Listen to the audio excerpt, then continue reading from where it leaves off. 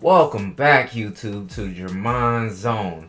I'm your host, Germ-on, and today we're going to take a look at the film, A Low Down Dirty Shame.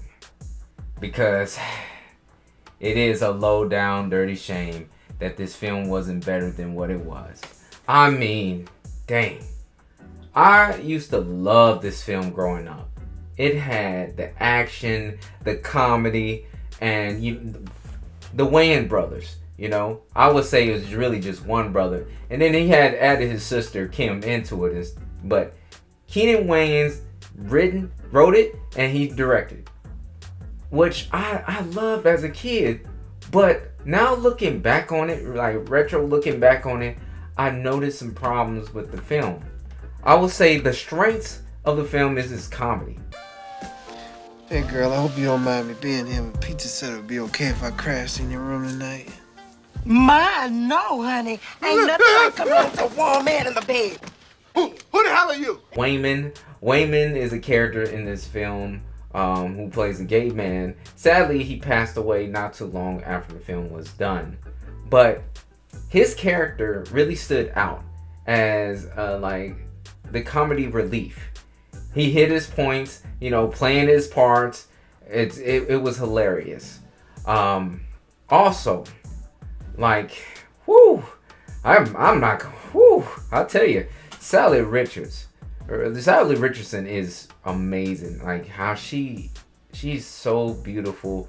I was just blown away by her beauty, and I like the fact that they used the music to match that, like to capture her beautiness. But overall, the story really follows the character Shane, which is played by Keenan Ivory Wayans, who's investigating this case on this drug lord Mendoza, who he thought he killed years ago in a case that got him suspended. He's investigating on him and also looking into his old girlfriend, Angela, as she is supposed to be involved. She disappeared as well. She left Shane for the drug lord. Alright, so there was a whole love triangle with the story. So he's doing this so he can get back on top. You know, this whole case from the past had really destroyed his life. He's struggling with the bills. He's struggling to keep his PI agency even afloat above water. With the help, but he got the help of his assistant Peaches, who's played by Jada Pinkett Smith. Now, she's also a funny part of the film, and we see their relationship build over time and stuff, because they have this little romantic relationship building, and you can see that they really want to be together, but they really can't and stuff. But it falls into place.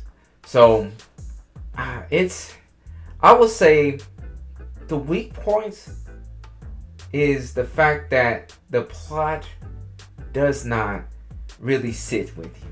All right. Because I don't feel like I was really learning anything. I was amazed and shocked by the action scenes that happened, but especially when you look back at action scenes from the past, it's not as impactful as it was. It doesn't hit as strong.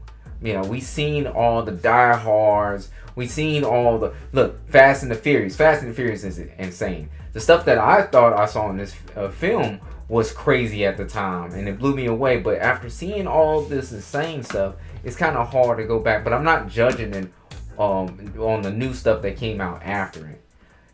It's just the fact that it just didn't hit. It didn't stick with me. I had to rewatch it again and be like, oh yeah, I forgot that happened. That's the thing that sucked about it. Another good thing that I would say is the fact that setups and payoffs are effective in this movie. For example, with the dogs in the film, they talked about it early, that Shane was scared of dogs, and Peach just told him, if you sing Jane Brown songs, it will calm them down. And sure enough, that's what he did. Got it. Oh! Baby! Watch me now! Oh! He sung a song and calmed him down. See, that was the payoff. earlier on in the film, like the first scene that you see, they show you the plot of the story with newspaper clippings. I never paid attention until now, until watching it now. They showed you everything that you need to know, the things that you should be kind of suspicious on, like certain characters that is like something about them is not right. And especially later on when they start talking about Shane, take this case, it's off the record. He should have been suspicious there. But yeah, after watching this movie, I think I'm gonna give it a rating of a Copperfield. All right, so Copperfield is like second to the lowest rating, and it's sad to say it because I watched this film so many times, but now as I study film, it just doesn't land as like a silver ring or a golden effect, not even close to diamond. You know, it's copper. I would give it a copper. I will watch it again, but it's gonna be in the future. Like I'm gonna need some time before I watch it again. It's not one of those films that just sit with me and it's like, oh, let's rewatch it, or something that I would immediately recommend to someone. You know, it's one of those films that if you saw it back then, you liked it. If you see it now, you just probably wouldn't care for it. You know, and I'm gonna be honest with that. But yeah, that's my review of A Low Down Dirty Shame. If you like it, go ahead and hit that like and subscribe button because I got more coming your way in the future. This one was just going to be a short, simple one because the recap, it was kind of rough because it just wasn't hitting for me. Okay, but hey, until next time, peace. How do you feel about yourself now, stupid motherfucker? You could have had some pussy.